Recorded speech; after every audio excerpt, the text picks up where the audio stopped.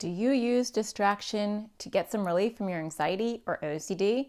We're going to talk all about it. Stay tuned. That's what's up next.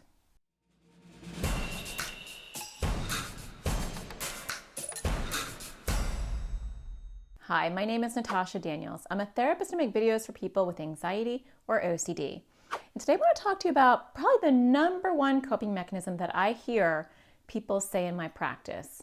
And that is distraction, distraction, distraction. What do you do when you're having OCD thoughts? Distraction. What do you do when you're anxious? Distraction. How do you handle your stress? Distraction. Is that you? Distraction is the go-to coping mechanism. And in fact, a lot of mental health professionals who aren't skilled at treating anxiety and OCD will encourage distraction as a coping mechanism. However, distraction is like a Band-Aid on a bullet hole. It's like you have this unwanted guest who is knocking at your door, and they're knocking and they're knocking and they're persistent. And when you ignore that door and you pretend it's not knocking, the knocker gets louder. Oh, they must not hear me. They must think that I'm not here. Let me knock louder. Boom, boom, boom, boom, right?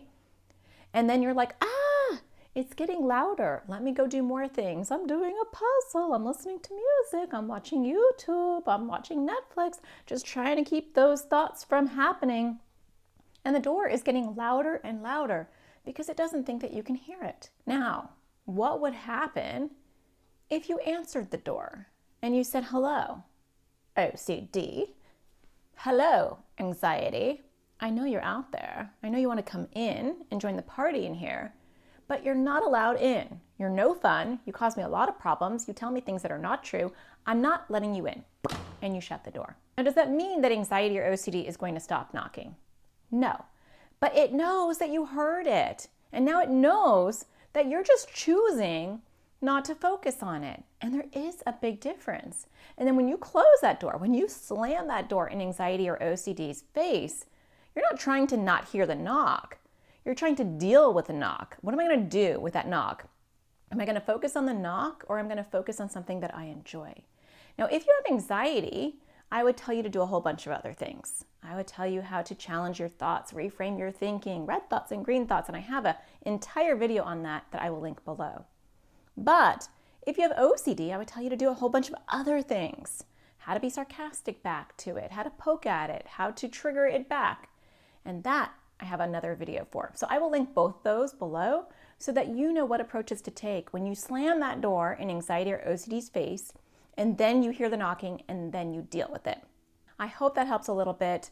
I know when people use distraction as their number one go-to coping mechanism, their anxiety and OCD just never goes away. And they're on this vicious loop, this vicious cycle of trying to distract themselves. And I'm seeing a lot of people struggle more, especially right now where we have a lot more people who are home and they're doing everything online and they are not doing things in person and they are more isolated.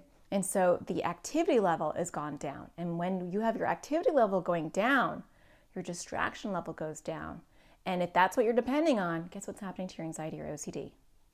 It's going up. So it's a good time to learn other coping mechanisms and learn how to answer that door and then what to do with that knocker. Well, I hope that you find the sparkle in everything you do. And I hope that your family is having a good holiday, whatever you celebrate. And I'll see you again next Thursday. Take care.